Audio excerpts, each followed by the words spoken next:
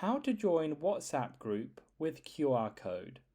So once you're on your WhatsApp group, you can see in the top right hand corner when you click on it, there's a little QR code logo. You want to go ahead and click on that if you want to see the QR code that people will be able to join with, or you should see at the top of your group, you can say invite via link or QR code. You can also click on that there. That's going to bring you to like the same place where you want to click on QR code. Once you see it there, you'll see this.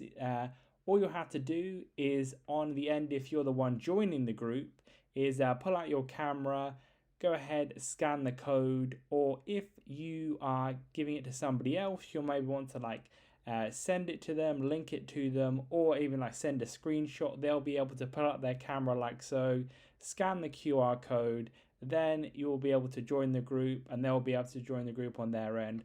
So leave a like on the video for help and subscribe for more helpful videos.